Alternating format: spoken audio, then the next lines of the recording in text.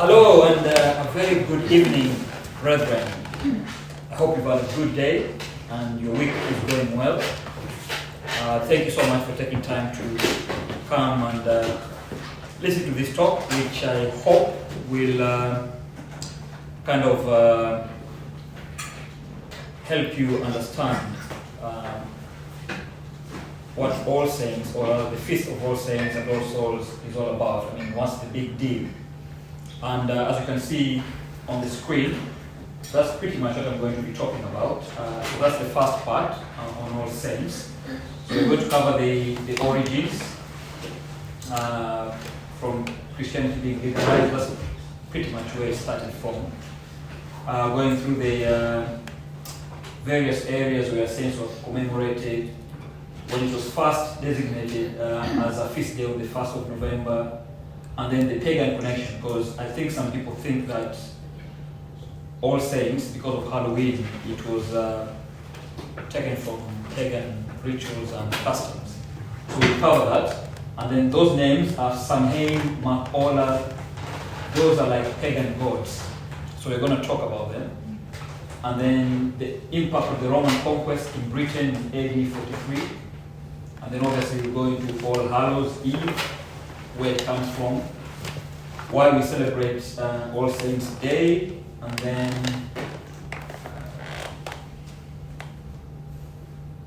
we'll talk about All Souls. We'll cover other customs that honor their dead, and then we'll touch on purgatory, because purgatory and All Souls are connected, and we'll finish off with indulgence. And through all that, there'll be some trivia questions as well, for just to spice things up a little bit. So I hope I'll be able to finish everything on time. But before I started, I've been reading the Book of Wisdom, and on the first first chapter, I think it's verse 13, it says, "Death was not God's doing. He takes no pleasure in the extinction of the living. To be, for this he created all. The world's created things have health in them. In them no fatal poison can be found." So we can see that from the beginning, God's intention was for man to live, obviously, eternally, but man rejected God's love. And that's where death comes from. So, without much further ado, let's get into this. So, All Saints and All Souls Day. I hope you know when they each occur. All Saints is when? On the 1st of November. And All Souls? 2nd. 2nd of November. We'll also find out why they happen almost simultaneously, like one after the other. Now, to get us started, so both feasts of All Saints and All Souls evolved in the life of the church independently of paganism, right? And Halloween. So they didn't come because of paganism, they evolved independently. However, elements of pagan practice were perhaps baptized by some cultures or attach themselves to the celebration of All Saints and All Souls. So, what is the exact origin of All Saints? Actually, it's unknown, it's uncertain. But what is known is that after the legalization of Christianity in 313, because if you remember, during the Roman Empire, some emperors were for Christianity, others, most of them were not. So, for a long time, it was illegal to be a Christian. But once it was legalized in 313, some common commemoration of saints, especially martyrs, appeared in various areas. So different parts of the world started commemorating martyrs throughout the church. So for example, in the East, you know that we have the Eastern and the Western kind of church. So I think the Eastern now is referred to as the Orthodox, and the Western is Roman Catholic. So in the Eastern Church, in cities like Edessa was in Mesopotamia. I think that's in Iraq, is it? Am I correct? Syria. Is it Syria? Syria. All right. Yeah. So Edessa, Upper Mesopotamia, celebrated this feast of All Saints on the 13th of May. Okay, this is after the legalization of Christianity. The Syrians celebrated it Friday after Easter.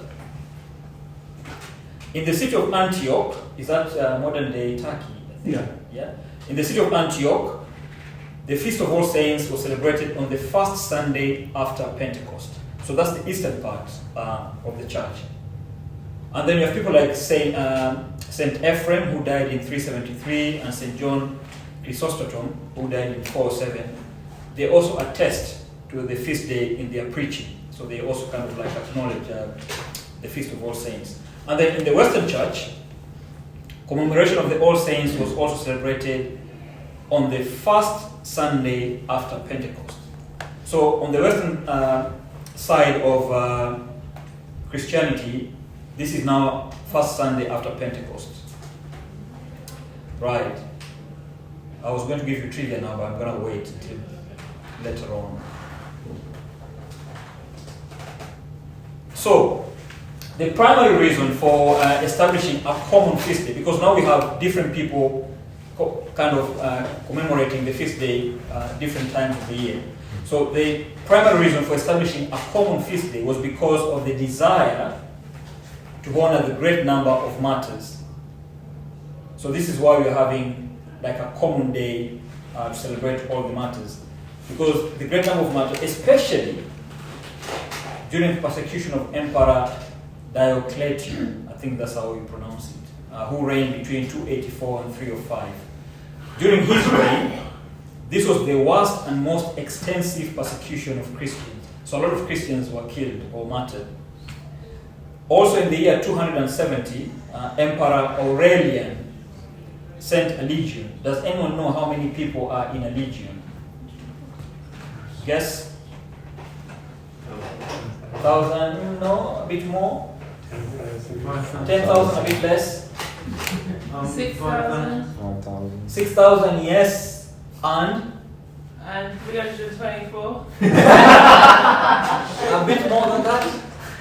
6,000 is right, but then 6,000 and 728. a bit lower. 500, 6,600. So that's the correct number of a legion. Yeah. So Emperor Aurelian was a Roman emperor, sent a legion of Maronite. You guys know of the Maronites, yeah? You don't know Maronites?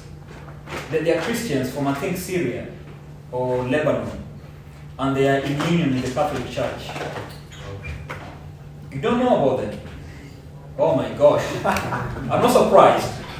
There's a reason, right? I'm going to come to that in a minute, right? So the Maronites, soldiers, were sent by this Emperor Aurelian to a place called Thebais, right? And Thebais is in ancient Egypt. And the reason they were sent was to suppress an uprising by the Gauls. Right? You know where the Gauls were from? France. Yeah, and? Just France? Spain. Yeah, maybe Spain, yeah. You know, Scotland and the like. So there was an uprising by the Gauls, and this Emperor Aurelian sent a legion of Maronite, so the entire legion of Maronite soldiers, right, to quell this uprising. And the soldiers did such a wonderful job, right? And the emperor was so impressed. Guess what he did? He wanted the soldiers to worship him. But these were Christians, and they say, no, we're not going to worship you because of our faith. So what did he do? He had all of them killed. So we don't kind of honor the Maronite soldiers because they're not Catholic. And I was told this by a Catholic priest. You know, so the reason why we're having all this one feast day is precisely because of such people, all these martyrs who were killed in huge numbers. So there was a need to kind of like commemorate or remember them on one special day. Quite simply, there are not enough days of the year for a feast for each martyr. And many of them died in groups, like these Maronites, so they died in one group. So a common feast day for All Saints therefore seemed most appropriate. Now, the understanding of All Saints' Day is a celebration of those who are not known.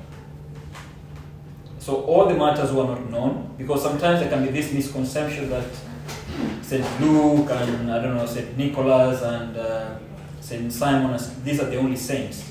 But there are millions of saints who are not known. So the understanding of All Saints' Day is a celebration of all those saints who are not known, or rather not formally canonized, but in heaven.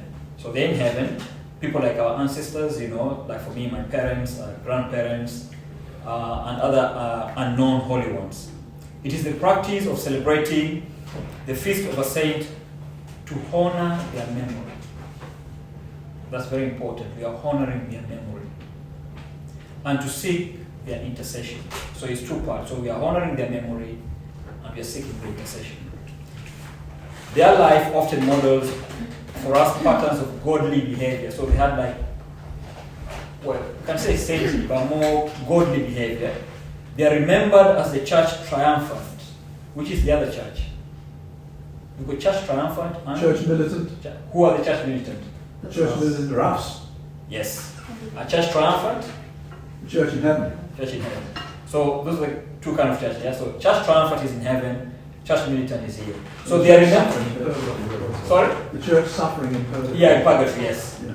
So they are remembered as the church triumphant, expressive of God willing, where we one day may join them. Okay? So, the feast that we know of today as All Saints' Day originated in May of 609, when Pope Boniface IV dedicated the Pantheon in Rome. Anyone been to the Pantheon? Oh, brilliant. Yes. You've been, yeah? Wonderful building. I've been there as well. If you ever go to Rome, try and visit it. Very interesting building. So Pope Boniface IV dedicated the Pantheon in Rome to the Blessed Virgin Mary. And we know that May is a special month, dedicated to Our Lady. And then in the 8th century, Pope Gregory III changed the date to November the 1st, because he dedicated a chapel at the Vatican in honor of All Saints. And then Gregory IV later extended this celebration of All Saints to the Universal Church. So up until that time, it was only in churches, mainly in churches around Europe, I would say. But then now eventually it becomes universal feast day. We find the church establishing a liturgical feast day in honor of the saints, independent of pagan influence. So there is no pagan influence in all these establishing of this feast day. So, before I go any further, here is a trivia question. How many heavens are there? If you pair up, speak to the person next to you, behind you, in front of you, literally 2 minutes, no more than 3 minutes. How many heavens are there? And then we come back. I'll give you the answer. It's not a trick question.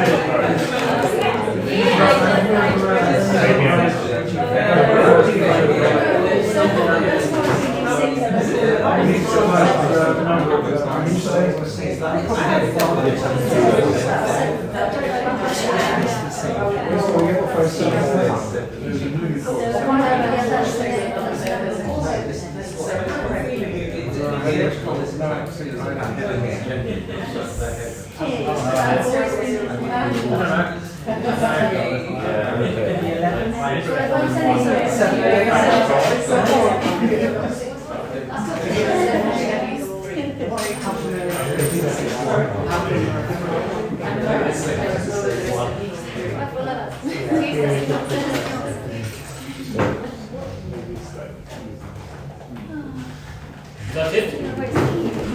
You've come up with an answer. Yeah? Okay, so I'm gonna just pick people randomly and then you can tell me what you discussed. No hiding today. And people at the back are always the ones who try to hide, so I'll start from the back. Which one will you start? How about you, Annette? How many heavens did you come up with? 7. 7, okay, 7. Who were you paired with? Alright. Antoine, how many did you come up with? We didn't come to a consensus. Okay. Throughout all the answers you came up with, how many? How many did you?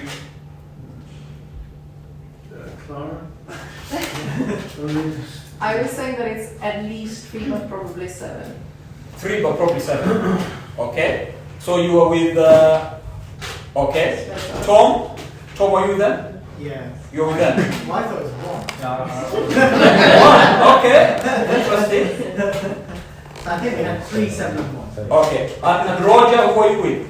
This group here, How many did you come up with? 7. 7 as well. Yeah. Okay. Were you with them or which group were you in, or by yourself? Me. Are we quiz? Yeah. 1, 2, 3. No, Michelle. She was Yeah, just she did. Okay. And then I thought 7 okay. because it's. Were you together? These Oh, three you were here. Yeah, we were here. Oh, you were there. Oh, how many did you come up This with? corner here, 7. I think We're going with 1. 1. It's debate between 1 and 7. 1 and 7. It says 7 heavens. What does that mean? Okay. It's 7. How about you, Dominic? Let's just go for 7.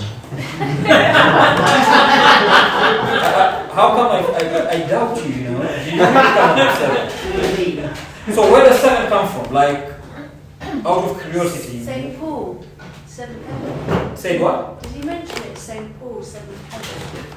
Okay. So There's 7 choirs of angels, that's what was No. confusing. okay. I just think 7 is always related. Interesting. Because 7 days, everything 7, 7. All right. It's Okay. a significant number when it comes to God. I think 7 is heaven. That's the numerological Jewish Okay. number of heaven. Interesting. So I'll tell you what I came up with. Right? They're actually 3. Okay. And this comes from Paul himself. Okay. In 2 Corinthians chapter 12 verse 2 he says, I know a man in Christ who 14 years ago was caught up, whether still in the body or out of the body, I do not know. God knows. Right into the 3rd heaven. So if there is a 3rd heaven, that implies there is a 1st heaven and a 2nd heaven, right? So it's not confirming that it's 3 heavens. Yeah, You're saying Well, that's yeah. The difference, It's at least 3. the Yeah, difference it's 3. is true. The difference is your 7th heaven is not mentioned anywhere in scripture, unless you can support your argument. No, we don't. We're just guessing, right? That's good. It's not definite. That is. It may not be definite, but he's giving us an idea. I'm going to go through why I'm saying 3. I'm just going to say, oh, because of that, that's it. So let's go through the 3 heavens that I came across. So, number 1, earth and sky. That's the 1st heaven, right? The heavens proclaim the glory of God. That's Psalm 18:2. So in other words, the psalmist is using the word heaven, but he is referring to the sky or the atmosphere around us. So the glory of God is revealed in the skies and the clouds that we see. If you want to label this, then consider this the 1st heaven. 2, the stars and the galaxy. When I see the heavens, the work of your hands, the moon and the stars which you arranged. Again, this is Psalm 8:4. If the atmosphere and the sky are the 1st heaven, then you could consider the stars and the galaxy to be the 2nd heaven. If the 1st heaven can include what we can see, the 2nd heaven begins to go beyond what we can see. Okay? Hebrews 4 verse 14 says, since in Jesus, the Son of God, we have the supreme high priest who has gone through the highest heaven, we must never let go of the faith that we have professed. Okay? So that's the first and the second. The third heaven. This is going to be, hang on, just bear with me. The place where God dwells is the third heaven that Paul referred to in the 2 Corinthians. The place where God's presence dwells, where his throne is. And the biblical references are Isaiah 6:1. In the year of King Uzziah's death, I saw the Lord seated on a high throne. His train filled the sanctuary. And in Acts 7:55 to 56, but Stephen, filled with the Holy Spirit, gazed into heaven and saw the glory of God, and Jesus standing at God's right hand. These are all pictures and images of heaven where God reigns and rules. This is the heaven you typically think of when you think about the presence of God. So I'm not saying that it's only 3, it could be 7, but I would appreciate if you could come with some points, to utilize. But I've given you my kind of like argument as to why I think there is 3. So those are the 3 heavens. So, the galaxies, the sky, and then where God dwells. All right, so if we carry on.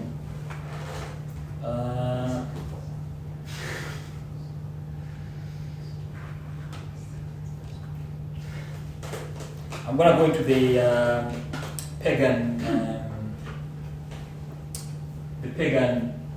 tradition. How many heavens is that? How many? I mean, in the pagan tradition, there's probably going to be a lot more heavens. No. So these are to connect with to make the connection between All Saints' Day and the pagan traditions. While some people may think that it was copied from the pagan traditions. Now, for the pagan connection, right? So the 1st of November marked Samhain, the beginning of the Celtic winter. Okay? The Celts lived as early as 2,000 years before Christ. 2,000 years ago in England, Scotland, Wales, Ireland, and northern France. Samhain, I hope I'm pronouncing that name correctly, for whom the feast was named, was the Celtic lord of death. And his name literally means summer's end. So Samhain, summer's end. Now, since winter is the season of cold, darkness, and death, the Celts soon made a connection with human death. The eve of Samhain, so the 1st of November, so on the 31st of October, was a time of Celtic pagan sacrifice. Right? And I found this quite interesting. And Samhain allowed the souls of the dead, apparently he had powers, right? So he allowed the souls of the dead to return to their earthly homes that evening. Right? So ghosts, witches, goblins, elves came to harm people, especially those who had inflicted harm on them in this life. So if you don't want ghosts and elves and goblins to come and harm you, treat people nicely. Because if they die when you've treated them badly, they'll come back and haunt you. And they also considered cats to be sacred because apparently they had once been human beings who had been changed as a punishment for their evil deeds on this earth. So already you're beginning to see that connection between All Saints' Day, which is on the 1st, and Samhain, which used to be celebrated on the 1st of November by the Celts. Now, when this was happening, all these spirits coming back from the dead, when this was happening, to protect themselves from marauding evil spirits on the eve of Samhain, on the 31st of October, the people extinguished their hearth fires. Do you know what a hearth is? Back in the day, there was no central heating, so people would use firewood and stuff. So that place just in front of the fireplace is called the hearth. So they would extinguish the hearth fire, and the druids. Do you know who a druid is? Who is a druid? You must have heard this word before. Modern druids or ancient druids? Just druids. Modern Druids are a New Age sect. Ancient Druids were a bloodthirsty priesthood who carried out human sacrifices. Yeah. What are you saying, Antoine? Well, saying that the Druids were priests of the unknown conflict pagan. Yes. I don't think they always did sacrifice. I think there was in Ireland and before Ireland where? Christianity, Ireland. I don't think there was always doing sacrifices. I'll get to that in a I minute. did read about it recently. I'll get to that in a minute. So this we're talking about the Celts, right? And so the Druids were the priests and spiritual teachers of the Celts, would build a huge New Year's bonfire. So you can remember on They burned people alive? Wait a minute. yeah, something similar. So they would build a huge New Year's bonfire of sacred oak branches, right? And the Druids were the priests or spiritual teachers of the Celts, offered burnt sacrifices of crops, animals, and sometimes even humans. And then they told fortunes of the coming year by examining the burned remains. So whatever was left, they would examine it and then they would like foretell the future or whatever. And sometimes people would wear costumes of animals, sort of animal heads and skins. And then from this new fire that had been lit, the home hearth would be again ignited. So you can pretty much see some sort of similarity between what is happening there and what we do in Easter. Right? Like when the church is dark, and then there's like a fire at the back of the church, and the priest lights the charcoal, and then everyone lights their candle from that fire. So this is what they are pretty much doing after this bonfire has been lit. So they're using the fire from the bonfire to go and light the fires at home. Now, there were different groups among the Celts. So particular ethnic groups developed their own kind of like culture, which was merged with this celebration. So for instance, in Ireland, people held a parade in honor of Mac or Muk Ola, who was a god, right? They followed the leader dressed in a white robe with a mask on his head of an animal and begged for food. Ireland is also the source of Jack o' Lantern fable. Have you heard of Jack o' Lantern? Anyone? Yeah. You have? You know about it, right? And is it a fable or a fable, right? You know what a fable is? Do you know what a fable is? So a fable is a short story, typically with animals as characters. So they use animals as characters, conveying a moral like lesson. So this fellow, Mac Ola, who is a god, so they would have a parade in Ireland in honor of Mac Ola. Ireland is also the source of Jack o' Lantern fable. So this short story is about a man who was named Jack, right? So Jack was not able to enter heaven. Do you know why? He was so miserable. So please don't be miserable. You might not enter heaven, So he was so miserable, he couldn't enter heaven, but he couldn't enter hell either. Do you know why? Because he was playing practical jokes on the devil. So he can't enter heaven and he can't go to hell. And for that reason, he was condemned to walk the earth with his lantern until Judgment Day. So that's the fable of Jack o' Lantern. And then the Scots walked through fields and villages carrying torches and lit bonfires to ward off witches and other spirits. And then in Wales, every person placed like a marked stone in a huge bonfire. So there's another bonfire now in Wales. And they're placing stones in the bonfire. And interestingly, if a person's stone could not be found the next morning, he would die within a year. So what if someone went and stole your stone? They just assumed that that was it. So those are some of the pagan traditions that people would mistakenly associate with All Saints' Day, because they were happening almost at the the same time as All Saints' Day. Now, besides the Celtic tradition, the Romans, now AD 43, the Roman conquest of Britain, brought two other pagan feasts. One was called Feralia, which was held in late October to honor the dead. Another in autumn to honor Pomona, who was the goddess of fruits and trees. And probably from this festival, apples became associated with Halloween. Probably. That's where, apples become associated with Halloween.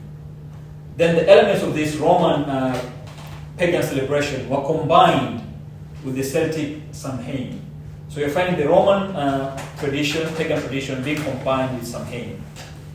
And then when Christianity spread, and with the establishment of All Saints' Day, some of these pagan customs remained in the English-speaking world for All Hallows' Eve.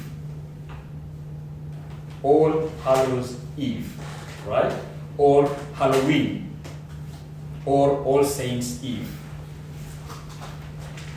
Perhaps at first more out of superstition, and later on more out of fun. So you're finding that these pagan traditions have been kind of accommodated into Christianity, initially out of superstition, and then maybe later on out of fun. But nevertheless, you can see that All Saints' Day clearly arose from genuine Christian devotion, independent of Halloween. So in itself, there's nothing wrong with costumes and candy, but in the minds of most people, Halloween has become so detached from its religious roots that they have no idea where it comes from. Even most Christians don't even know where Halloween comes from. The old-fashioned word, Halloween, contributes to this. So people may have an inkling that it's short for, what is Halloween short for? I just mentioned it earlier. Oh, Hallows Eve. All Hallows Eve. That's what Halloween actually stands for. All Hallows Eve. But that doesn't help much because they don't know what a hallow is or what it means to celebrate the eve of something. Does anyone know what a hallow means? It's like a spirit or something. Not really, but close. All Hallows, All Saints, it's basically an older English word for saints. Yes, we will get to the origin of it. So yeah, so hallow is more associated with saints. Has it something to do with the word halo, maybe? Yeah, there's some sort of connection there. But a halo, who has a halo? The same thing. There you go. So English, the English language, has an unusual double vocabulary. Yeah. So many words based on Latin roots, but others based on German roots. So that's why we have two words for so many things. So in the English language, you have two words for a lot of things. So one example is cat. So cat is derived from German roots, and then you have feline, and feline is derived from Latin roots. Okay? The word hallow belongs to one of these German-Latin pairs, right? But it's much less familiar to us than the parallel word from Latin, saint. So people are more familiar with saint, but not hallow. Hallow comes from the same root as holy. And a person who is hallowed or hallowed is a saint. Someone who has been sanctified or made holy. Where do we find that word? There you go. So thus in the Lord's Prayer we say, hallowed be thy name. If we said this using words derived from Latin, it would be something like, let your name be sanctified. That is, may people treat God's name as something holy and thus honor the holiness of God himself.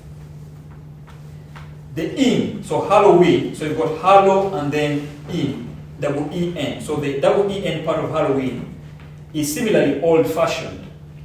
So the in is a contraction of the word even. Yeah? An older way of saying evening. Right? So Halloween is thus All Hallows Inn, or the evening of All Saints' Day. The evening of All Saints' Day. And it came to be celebrated as an early anticipation of the day that followed. The same way people celebrate Christmas Eve, in anticipation of Christmas. So, have you learned anything so far as to where this comes from? So we are celebrating it in anticipation of what's to come. But why do we celebrate All Saints' Day in the first place? You know, because our Protestant friends object to Catholic custom of celebrating certain saints and giving them special attention. So they have a problem with that. Like, why do you celebrate, like, I don't know, St. John or St. Elizabeth, you know?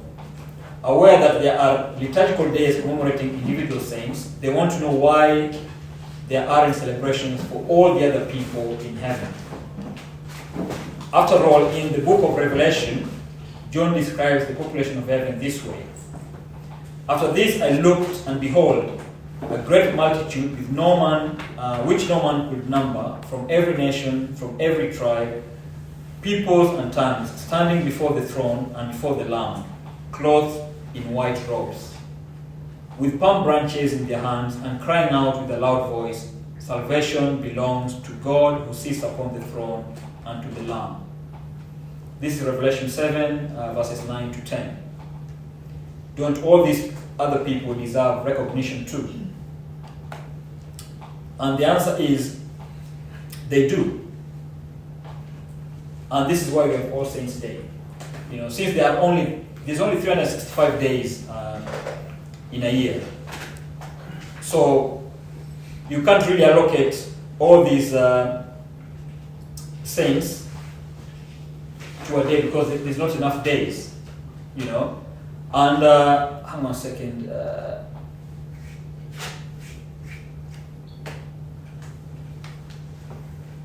Yeah, there's only 365 days in a year, but we have more saints than days. That is one of the reasons why we have to have one day that celebrates all these saints.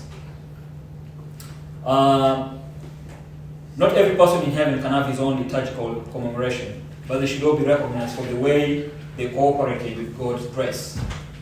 So thus All Saints' Days was created to commemorate every last individual in heaven, even those whose salvation is known to God alone. So if your departed grandmother is in heaven, right, even though she's never been canonized, right, on All Saints' Day, the Catholic Church commemorates her and the work God did in her life. She too has a place in the liturgical calendar alongside the more famous saints. Okay? So, though we disagree about various matters, both Catholic and Protestants say the Apostles' Creed. And when we do so, we profess belief in what? Communion of saints. Communion of Saints, the celebration of All Saints Day is one of the ways Catholics live out this profession. So you can see that there are a number of things that we do, maybe subconsciously, we don't even think too much about it. When we pray the Our Father, you know, hallowed be thy name, and then we have All Hallows Eve, communion of saints. Who are these saints? You know, well, a saint is someone in heaven, so it doesn't have to be just the ones that have been named by the church, but anyone in heaven is a saint. So All Saints' Day came to be a very important liturgical day, and today it is a holiday of obligation. Do you know what that means? Holiday of obligation. Means you go to church. You must go to Mass. As in, you must go to Mass, as people do on Sunday, right? So this makes All Saints different from the commemoration of individual saints. The whole body of the saints in heaven, like the grandmothers, the Catholic Church thus not only remembers individual saints, it takes seriously its profession of the entire communion of saints. Right. So I think I've covered the saints. We're going to go into All Souls now. But before we go there, That was an exaggeration about the burning of. It said it's rare the archaeological evidence of burning, and that it could have been criminals, but that Caesar said it to so they could go in and take over. That's what he said. Really? Yeah. Yeah, because and the Druid. Yeah, because there's so many traditions. Sometimes it's like people could be doing things for different reasons. So that's definitely one possibility. Why they were doing it. But there's also this other possibility because you can find that, say for instance, back in the day, you find in one large area, even though people are one, they'll be doing a ritual that will be similar but different. Yeah. So what are you going to say, Roger? Yeah, Suetonius, Paulinus and Dio Cassius both say that it was widespread in Britain, but they were Romans, so you might not take what they say, but they both say that it was widespread. All right. Okay, there you go. Suetonius Paulinus was the general who crushed the hooligan revolt, so whether you take his word or not. Yeah. The Druids in Ireland, I wasn't looking up England. I don't know about it. England existed. So the other trivia was, without cheating, how many people can you actually name who have been named in the Bible as being in heaven? Not alluded to, but it's actually been named that this person is in heaven.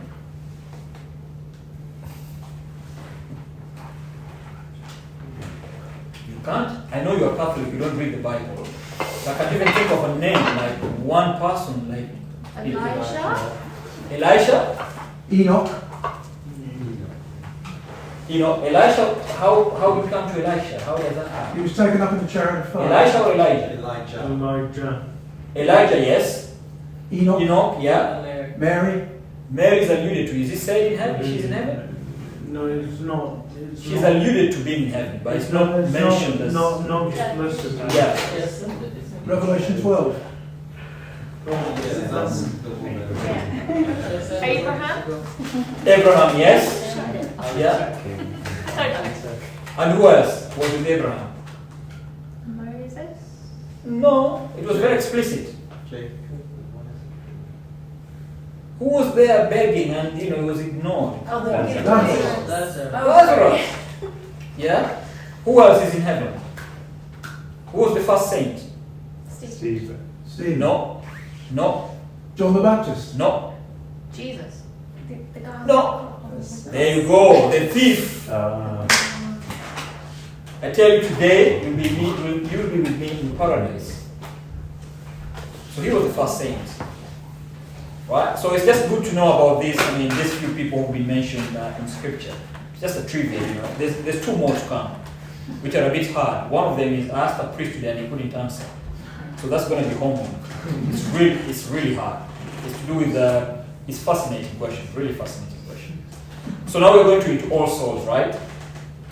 So the church has consistently encouraged offerings of prayer and mass for souls. How many people actually pray for dead people, like in November, like consistently? No? Okay, Roger does. Anyone else? I don't do it consistently, but You do it. I do it during November. I actually even throughout the year, but I don't do it consistently. So praying for the dead, I had one, because I pray for a lot of people, some are my relatives, some are friends, some are just people's relatives or whatever. And there was a time after praying for people for a long time, I was thinking, what if this person is in heaven? And I'm still praying for them, like, what happens to the prayer? And it was bothering me for a long time. I never told anyone. Then one day I went to Mass at Corpus Christi in Covent Garden. And I can't remember what was happening, but there's a prayer group there and we're having Mass. And then during the homily, the priest was talking about, I think, prayer. And he was saying how the devil doesn't like it when we pray and he'll try everything to discourage us from praying. And lo and behold, he mentions praying for the dead. And he says, for instance, if you're praying for someone who is dead and they're in heaven, God will use your prayer for someone else.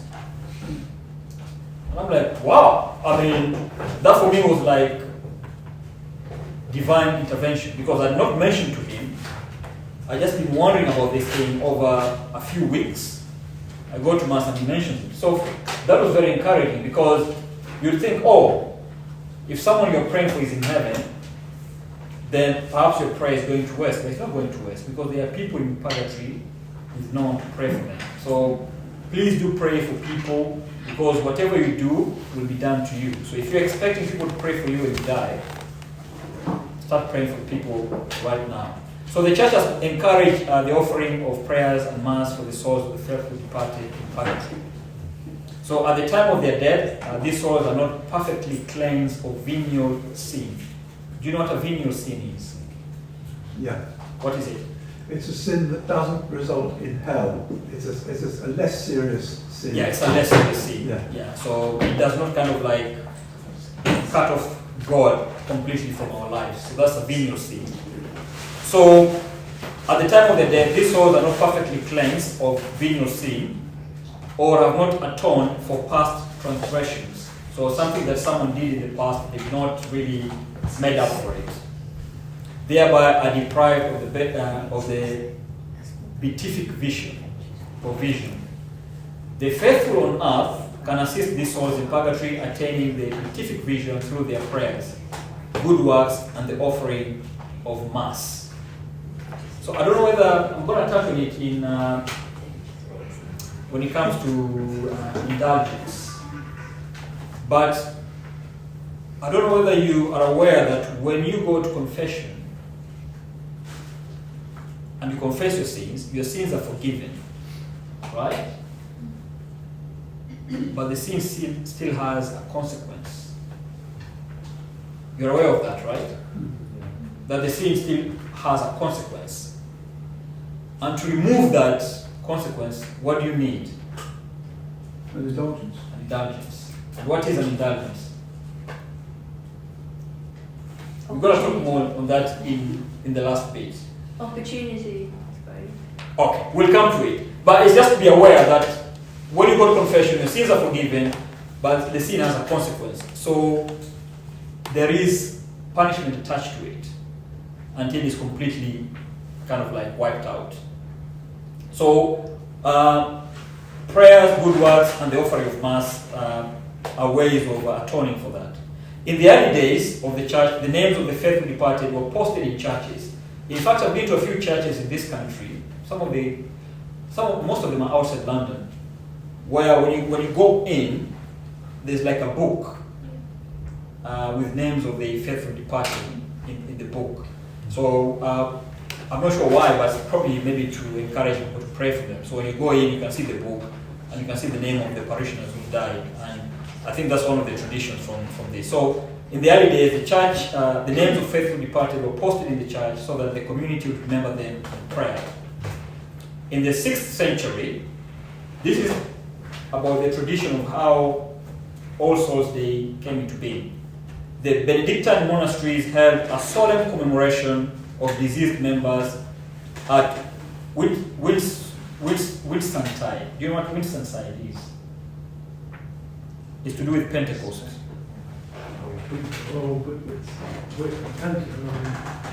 Sorry, Antoine? Whitsun. Whitsun, yeah, Whitsun is No, Whitsuntide being another name.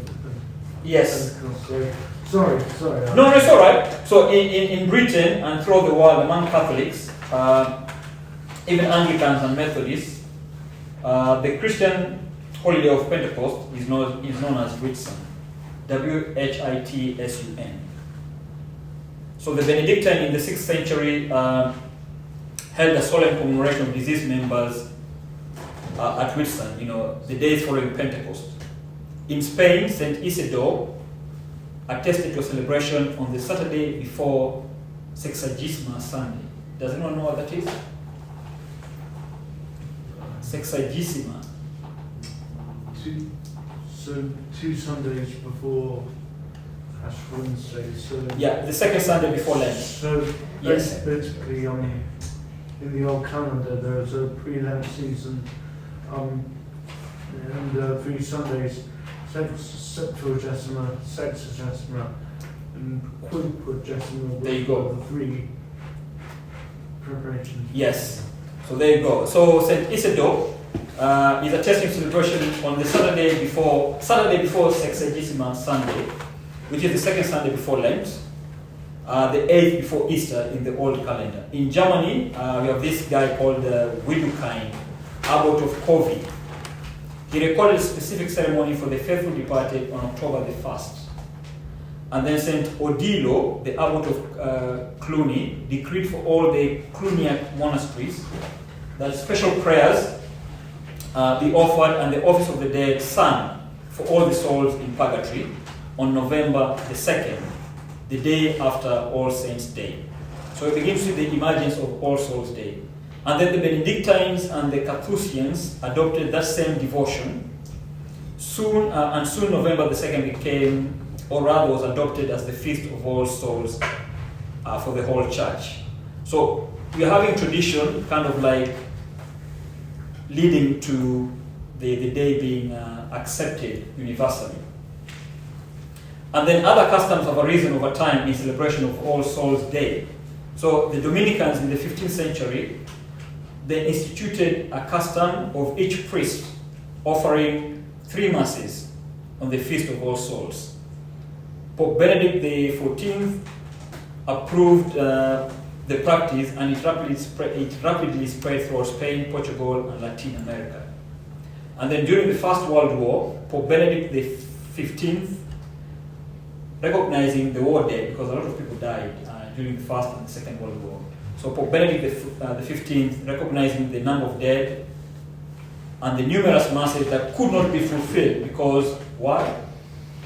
Why could masses not be fulfilled? Not enough days at the Not days. What happens during war? no mass. Can't find it. No, why no mass? The priests are No, the priests are there. There are some people, but what happens to where people go for mass? Church is being destroyed. Yes. So the churches have been destroyed. So Pope Benedict XV, recognizing the number of war dead and the numerous masses that could not be fulfilled because of the destroyed churches, granted all priests the privilege of offering 3 masses on All Souls. One for the particular intention, one for all the faithful departed, and one for the intentions of the Holy Father.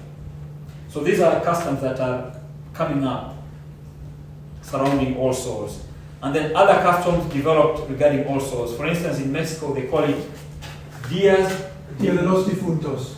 the fruit of muerto. Muertes. It's muertes, isn't Dia it? de los Difuntos. Frutos or muertos? Muertos o difuntos. Okay. I know it as muertos because the dead, Day of the Dead. Yeah, difuntos is also Yeah. So in Mexico, relatives make like garlands, wreaths, and crosses of real and paper flowers of every color to place on the graves of deceased relatives the morning of All Souls. So on the morning of All Souls in Mexico, they make all these flowers, some real, some not, and they place them on the graves. And then the family will spend the entire day at the cemetery. I don't know how true that is. Is that true? Does anyone know about that?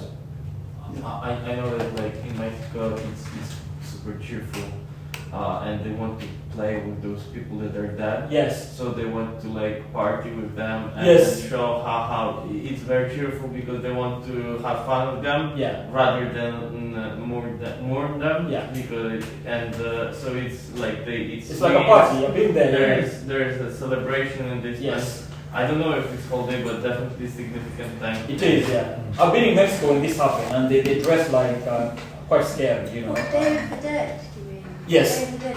Yeah, Yes. it's about remembering your ancestors and praying for them.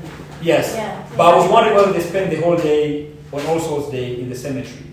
Because it's, you know, the research I was doing says that they spend the whole day in the cemetery. No, they're having a festival where I live, and they all come, and that's Okay. where they're buying stuff and eating stuff. And But is that on All Souls Day or All Saints Day? I think I don't know, it'll probably just be the Sunday, Okay. you know, so everyone can go. Yeah, That's right. in Argentina and Chile, All Saints Day is processions on the streets. Right? And All Souls Day, believe it or not, is a picnic or a barbecue in a cemetery. Right. Everybody So, goes to the cemeteries there and they have a picnic with Okay. their dead relatives and a barbecue with so them. there you go. So yeah, so there is that possibility that they spend the whole day in the cemetery. Yeah. So the family will spend the entire day at the cemetery.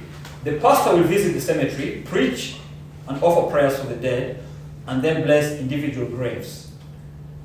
And then there was something called skeleton candy is given to children at this celebration. And then when we go to the other side of the pond, across the pond, in Louisiana, apparently relatives whitewash and clean the tombstones and prepare garlands, wreaths, and process of reed and paper flowers to decorate them. So they go to decorate the tombstones. And then in the afternoon of All Saints, the priest processes around the cemetery, blessing the graves and reciting the rosary. Candles are lit near the graves at dusk, one for each member of the deceased. And on All Souls Day, Mass is usually offered at the cemetery. So I'm going to need to research further on that and see how accurate it is. So they celebrate Mass on All Souls Days at the cemetery.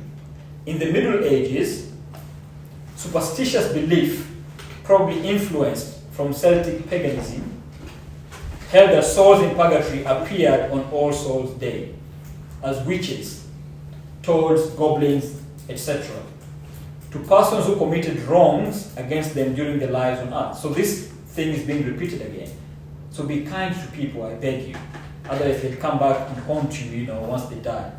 So this is another kind of like tradition, but this is going back to the Middle Ages. So they believe that on All Souls Days, all these witches and toads and goblins come back and they have it with you for treating them bad. For this reason, some ethnic groups also prepared food offerings to feed and to appease the spirits on this day. These practices are probably remnants of the Celtic Samhain festivities, because remember during the Samhain festivities we had the appearance of goblins and elves and witches.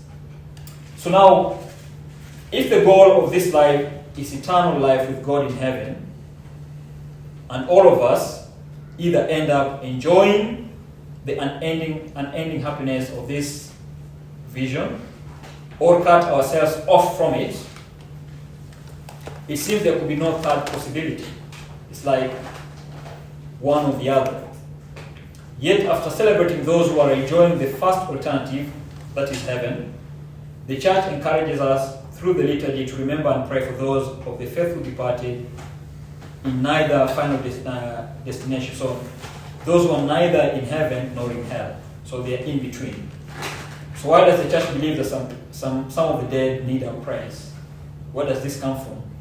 Being in the state of the afterlife, where is it coming from? Antoine? Sorry, can I just make a clarification? These souls in purgatory are not in between heaven and hell. They are saved. They're just going through. No, not that. Yeah. What I meant was they are neither in heaven nor in hell. So they're in purgatory in their own. They're not damned. They still have the possibility of gaining heaven. So they're not going to go to hell. You're saying they will, and he's saying possible. You're saying no, but it's just No, but those who are in purgatory are heads and down. Yeah, no, the souls in purgatory are not done. They're just there for purification. So So the prayers are for people who are neither in heaven, because they don't need prayers when you're in heaven, nor for those in hell, because when in hell prayers don't help. It's like you're done. That's what the Church teaches. So why does the Church believe that some of the dead need our prayers? Being in the state of the afterlife, which is purgatory. Why is that? Yeah. So, I'm going to have to... I think it might be because they can see the suffering of people, and maybe... Yes, if you pray for them as well, and you're happy, I think that helps them, because they see that they could have been involved in some of the suffering, and if only they didn't do this and they were like that. But then if you're happy, they're not suffering seeing that. But where would that custom come from in the Church? Because a lot of non-Catholics don't believe in purgatory. I think it makes sense because, instead of one extreme and the other, that there is that in between where people that have refused to whatever extent, even if they've been good, they kind of have to come to a realization, I think. Yeah. So basically, our sins are offenses against God, and they leave an effect on us, causing damage to the soul, impeding our ability to live and function, especially to love as God intended. But because I'm running out of time, I'm going to have to skip to purgatory very quickly and kind of give the where the church gets its teaching from. Do you know? Have you heard of Martin Luther? What are some of the things that he did? Anyone remember? Anyway, he translated the Bible into German, right? He crushed the peasant revolt. Yeah. So he omitted 7 of the books of the canon, which refer to prayers of the dead. So that's why the Anglican, Pentecostals, Evangelicals, in their Bible, you never find any reference to praying for the dead.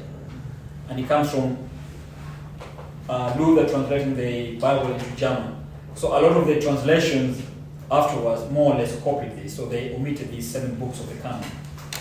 He then introduced the heretical belief that people are simply saved or not, and argued there is no need to pray for the dead to get them into heaven. Okay? Around that time, believe it or not, people used to pay for penance. Did you know that? Yeah?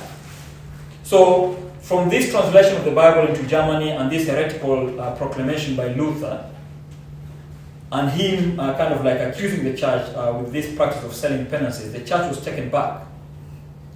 So, it decided to reform, and it re-emphasized the biblical and traditional practice of praying for the departed and the importance of such prayers.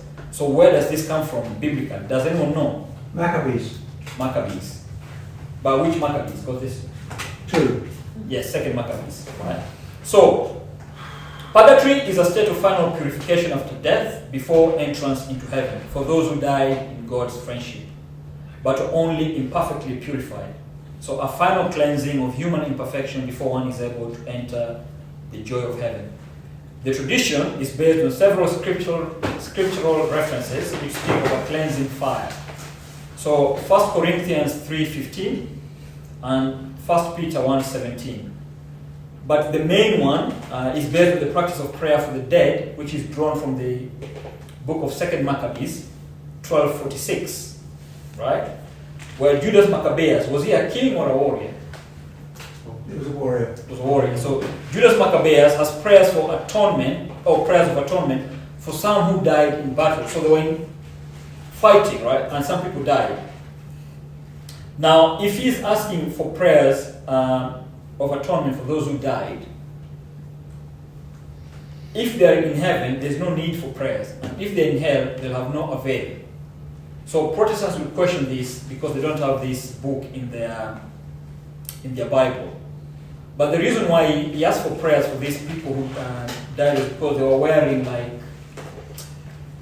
like ornaments, which were kind of like honoring idols. So he felt sorry for them, and he was thinking if they died maybe with some attachment to idol worship, there's a possibility they ended up in purgatory. So people should offer prayers for them. And I think I'm going to have to stop there. If it's some matter of time, it could be like millions and millions or something, and people are suffering and waiting. Yeah, it's possible. You know, even though time might not mean much in heaven, Yeah. it could be a purgatory every time. Yeah, I had a lot of information. I was scared I was not going to be able to cover everything, but pretty much that's most of it. So the trivia, there you go. If there is a final judgment, if one dies, they go to heaven. Why is there a final judgment if when one dies, they go to either heaven or hell? Because there's still a final judgment to come, isn't it? So if someone dies now, they're going to heaven or hell. So why do we need a final judgment? Well, it might be that not, I was thinking, I don't really know because I don't study it, there might not be, there's one heaven, but maybe there is different sort of qualities of heaven. But also, I think, I don't know, the church talks about heaven and hell even on earth and stuff like that, but then, yeah, you could go to heaven and maybe you won't be near Jesus, you'll be somewhere else. And there are people that were like you. Okay. Antoine? I think, well, the reason why there's final judgment was the particular judgment is, well, basically a reckoning before everyone. So you each have your own personal reckoning before God at the moment of death. Yeah. And basically, at the end of time, you know, we'll all be taken to the valley of Jehoshaphat, and basically our judgments will be made manifest before all. Yeah. And key is, on the final judgment, the soul is reunited with the body. Yeah. So, if you end up in hell, you're going to hell, body and soul. And you're going to heaven, body and soul. Right? The last one is the biggie. So, that's like homework. Right? If you can ask your priest nicely, don't go like, ooh, because it's a big one. Right? Lazarus was resurrected, right? You remember Lazarus, Mary and Martha's brother? So where had he gone? Because he died, and then he was resurrected 4 days later. So where had he gone? And then you have the widow. You know, they were processing to bury her son, and then Jesus saw them and felt pity on her, and resurrected the son, the only son. And then we have was it Jairus' daughter? Yeah. Where do these people go when they die and then they are resurrected? Didn't they say she was sleeping? No, they were dead. They were in Shalom or something like that, long because before Jesus, they were in the let's say, heaven didn't exist, because the Christ opened the opportunity to be in a heaven. So before Jesus, there was just a place where the soul needed to waiting for something. There's a Shalom or something like that. I don't remember his name. Yeah. But then how does that... There's like 3 levels of hell.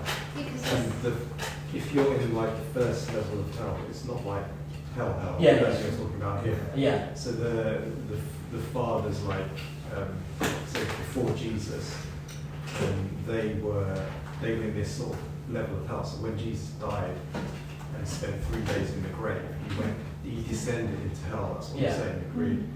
So he's bringing them out of there because they're not fully condemned. Yes. But I'm talking about the living who died. So where did they end up? And then they were resurrected. Well, I guess. There is no like right or wrong answer. It's just like a discussion. Like, where do you think they ended up? Because if you go to heaven, I don't think you want to come back.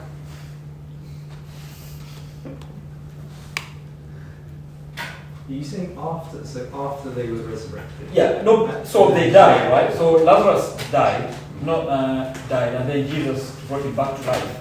So when he died, where was he? Yeah. Well, he wasn't with Jesus, was he? Where was Jesus? Spiritually or physically? Like, where did his soul go to? I think it's this third level of hell, like a holy innocence. But you saying Lazarus went to hell? Well, yeah, but it's not hell. The third level of hell. But is it just Lazarus or the dead were resurrected? All of them, or just?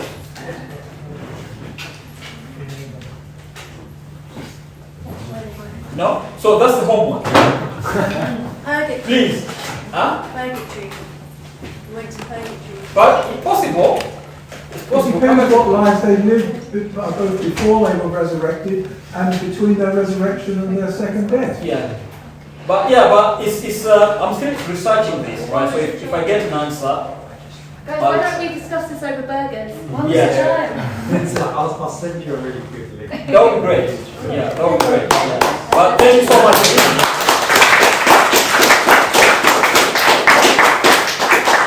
Also, it says, doesn't it say in the Bible, if you don't judge, then you won't be judged. So that's something to bear in mind. Yes. You know, but it was just like fascinating because I'm always thinking if I was in heaven, I would not want to come back.